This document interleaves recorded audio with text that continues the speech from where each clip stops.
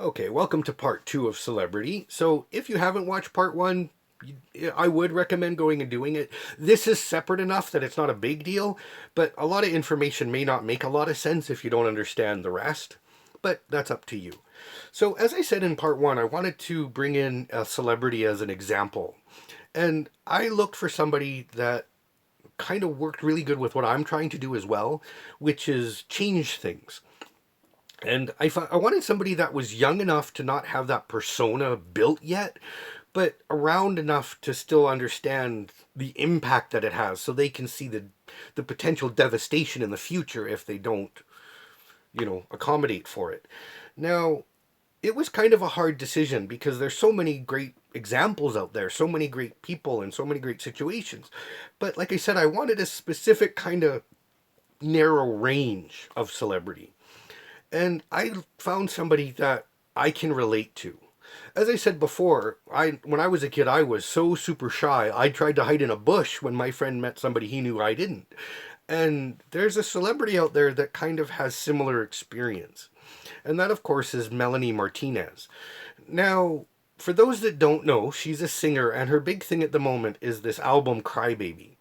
And Crybaby is her fairy tale version of herself evolving from this frail, fragile little baby girl into a much more capable, confident young adult woman. And the experiences that she goes through. And some of them are based legitimately on her life, and others are whimsical, but things that are based on society as a whole. And I have a tremendous amount of respect for that because even though for her a lot of it is therapeutic and helps her process and become stronger and more capable, same thing I'm trying to do here, she's tackling issues that nobody wants to talk about, even if they're only kind of tucked in behind a song. But she's still talking about them. An example of that is in Crybaby's saga, she gets kidnapped, which Melanie never got kidnapped, right? But kids get kidnapped all the time, unfortunately, all over the world. Human trafficking is a major issue that we all as society go, nope, doesn't exist, because we don't want the responsibility of it. So to have somebody that's willing to talk about it, that gives me a lot of respect for her, because that's hard to talk about when nobody wants to talk about it. But like me, she didn't start out being this strong, capable human being. She was emotional and frail and vulnerable. I'm not ever going to use the word weak because, in reality, the people who are most open and vulnerable are the strongest people you will ever meet because it takes so much not to have that armor. It takes nothing to feel nothing, right? Close off, easy. Any idiot can feel nothing. But to not have that armor and to put yourself out where people can attack you, that takes courage of a level most people can't even begin to contemplate because they don't have to contemplate it. So I'm sure a lot of people aren't going to believe me. Oh, that's weak. That's, whatever. But that's your choice. As always, this is just knowledge. It's up to you what you do with it.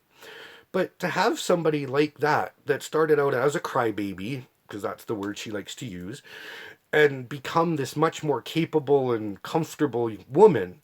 And one thing you'll find is that it doesn't say like fully capable, competent, more capable and confident, because there's never an end to that journey, right?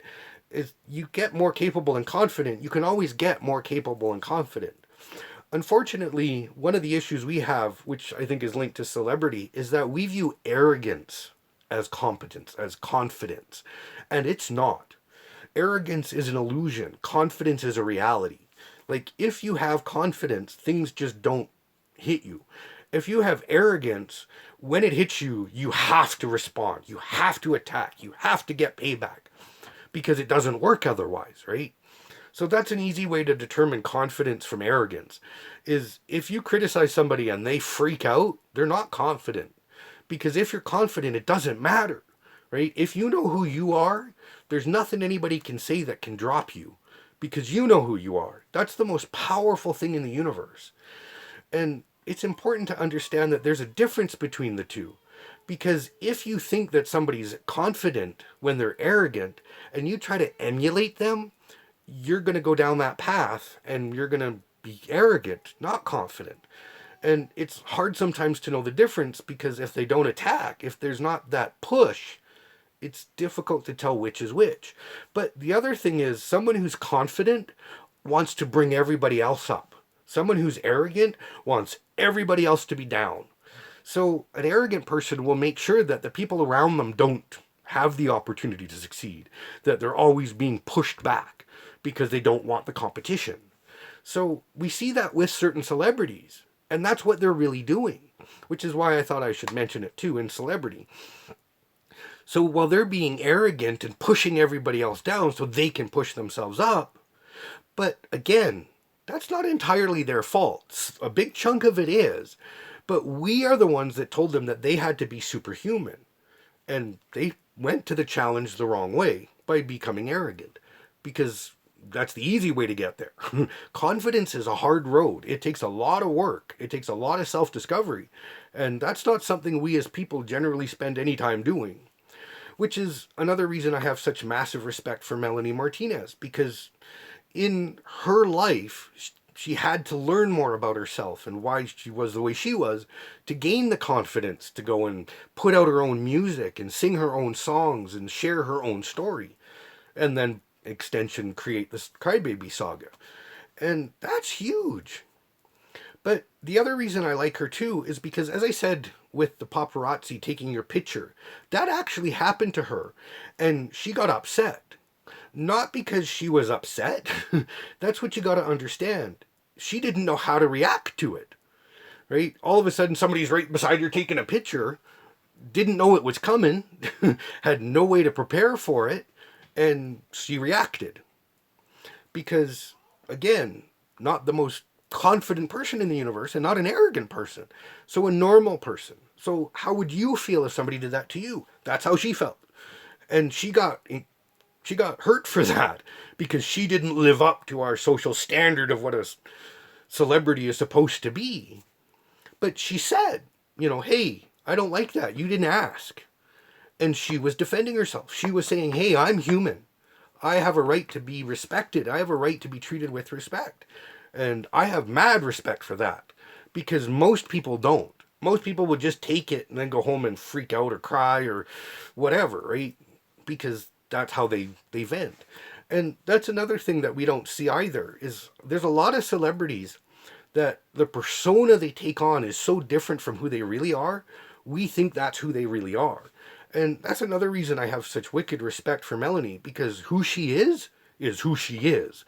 And that's why I wanted to use her as the example, because I'm hoping that in life, one of the most important things that someone can do for another person is give them permission. To say that it's okay that you are the way you are. It's okay that you're doing this. It's okay that you're doing that. And I'm hoping that by this, it'll give Melanie, as well as all the other celebrities, permission to be human. Right? To be flawed, to be imperfect, to be themselves, to not create this iron hard persona that they hide behind. And Melanie is the perfect example for that reason, because the persona is not there yet. I think there's pieces of it that are kind of evolving out of Crybaby, but she's still vulnerable. She's still open, and that is massive. Right? Like I said, being vulnerable and being open is the hardest thing you can imagine, because if you've never done it, you can't imagine how hard it is. And if you have done it, you know how hard it is. So to keep that when you're being criticized, to keep that when you're being pushed down, is triply hard. And so the fact that she's doing that is amazing. And for her, I think that's part of the Crybaby persona, right? Because when you revert to childhood in that sense, that's what you're reclaiming, right? You're reclaiming your innocence. You're reclaiming your creativity. You're reclaiming a component of yourself. And we as society look down on that as a bad thing. But I think it's very important to remember that there is a big, big, big difference between childlike and childish. It's bad to be childish, right? And celebrities that are childish, they get smacked down hard. But being childlike, we generally look at people in a weird way, like they're not normal, or they're infantile, or that they're just underdeveloped or something. But the truth is, being childlike, if you look at all the masters of the universe, people like the Dalai Lama, people like Gandhi, everything they're asking people to be is childlike, right? To go back to that innocence, to see the wonder in everything around you, to open up to the amazing things that are around us every day in plain sight. That's what childlike is. It's not being naive, it's not being stupid, it's not being less than or being childish, right? It's being human, it's being free, it's being open. And I wanted to include that because for Melanie especially, that she gets a lot of criticism for that. You know, the outfits that she wears are part of that, right? As part of the crybaby persona, she does dress like a baby and crybaby, and then gets into like more like little girl clothes later on. But that's because that's part of the crybaby saga, right? But there's a power to that, right? There's a reason that you see a lot of girls and women kind of being childlike occasionally. Men don't have that option. There really isn't an acceptable outlet for that. But to reconnect with your childhood is a powerful, powerful thing. And girls and women have that luxury because they can put their hair in pigtails, they can wear baby doll dresses, they can do things like that. And that's why, in that sense, you don't see women in that environment, right? You don't see women being childlike as often because they can do it in other ways. Men, on the other hand, generally tend to go more childish, more than childlike, but that's because we're conditioned not to feel anything, right? Which is all connected to celebrity because it's the same thing, right? We expect male celebrities to be emotionless, to be strong, to not let anything bug them, to never feel vulnerable, but yet we expect celebrity females to be vulnerable and free and all this other junk instead of just human, right? Because none of us are any one specific thing. The current research actually says we all start out female. That's why we all have nippies, right? We all start out female, and then some of us become male and some of us stay female. And that's supported by all the current theories and science out there. So we're not any big different that way. The major components are just a couple of things physiologically and a whole bunch neurologically. Our brains are just wired differently, but everything else is the same for the most part. And that's important because that means that you're going to have men that are a little bit more feminine. And you're going to have females that are a little more masculine. And that doesn't mean that they're less feminine or less masculine. It just means that that's their personality. You know, and we have all these labels that we've all come out of celebrity, metrosexual and all this stuff, because we're trying to explain it and justify it and put it in a box and put it in a label. Which comes back to the social contracts that I was talking about earlier, right? We expect them to be a certain way. And when it doesn't match, we have a choice. We can smack them down or we can try and understand it.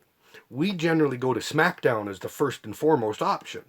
And then if it doesn't work, then go to understand instead of understanding first.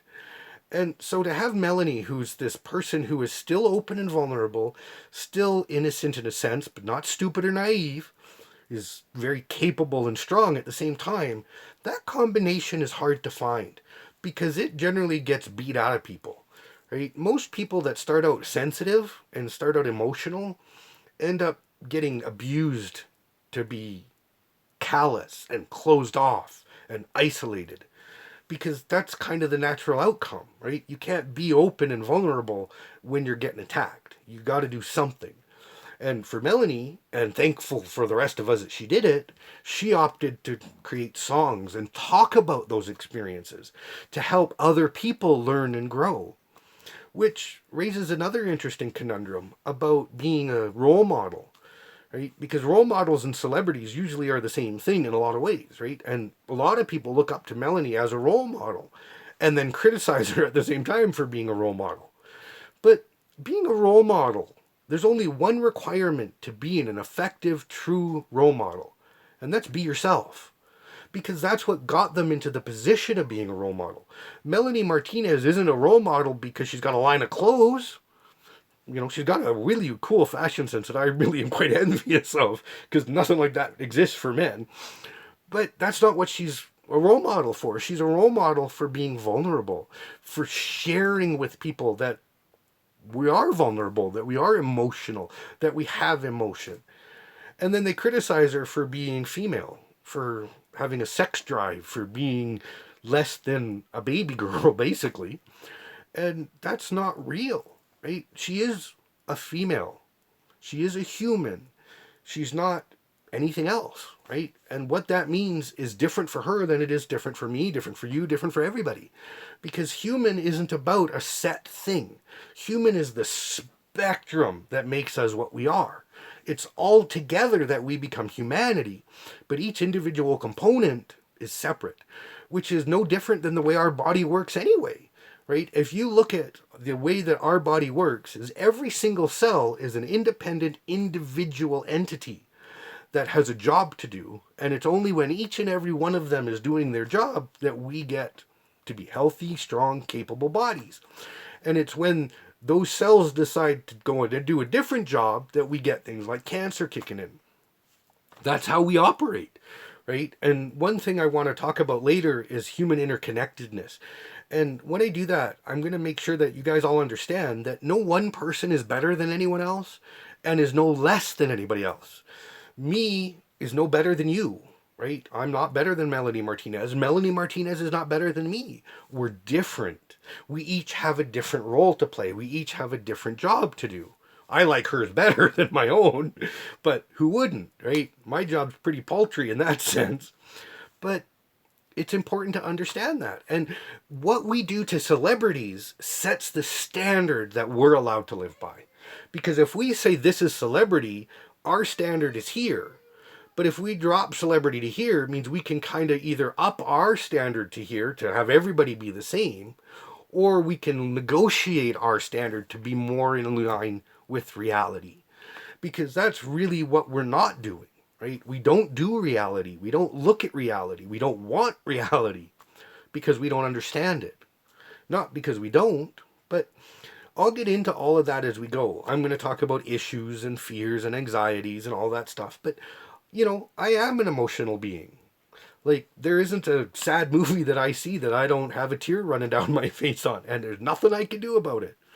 I remember when I was in high school still, I read Clan of the Cave Bear by Jean M. Auel. I highly recommend reading it if you never have. It's an amazing book. But near the end, I got so invested in the characters and so invested in everything that when things were happening, I just couldn't stop crying.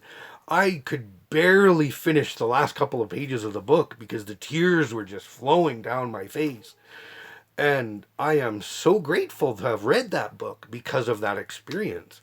That's hard to find, right? To feel that connected to something, to feel like you're a part of that. That's one of the things that most people are struggling and looking for. That's why a lot of cults exist, is because they're trying to trap into our desire to feel connected. And there was a book that opened that door. But that's the thing, right? And that's why we also look to celebrities for answers, because we don't feel connected and we think they have them because they're superhuman. They don't have the answer any more than we do. They're human. Not better, just human. And we can follow them and go to something that may or may not be in our best interest, which is what whole industry of marketing is about, putting a celebrity's face so we do the same thing they do, because we're not smart enough to figure out ourselves what we want to do. That's what they're telling you. So I'll talk all about that more in more detail, but I wanted to include that. But that's why I chose Melanie as an example. And, I want her, if everything else I do, I would just love her to feel the permission to be herself. And I hope everybody else gets that same feeling, that you have a permission to be yourself, whatever that means. And if that means being childlike, be childlike. It's an amazing thing to be, let me tell you. That's why I love having little kids, because I get to be childlike right along with them. I don't have to be different. I can just I can be myself, and we all have fun together. And it's worth it. It really is. So I'm going to stop there on celebrity. I'm not sure which topic I'm going to do next, because there's about 5 that I want to do next. So I may or may not be wearing the same outfit. It depends on whether I do it today or tomorrow or the next day. So thank you for listening, and I will talk to you again soon. Bye bye.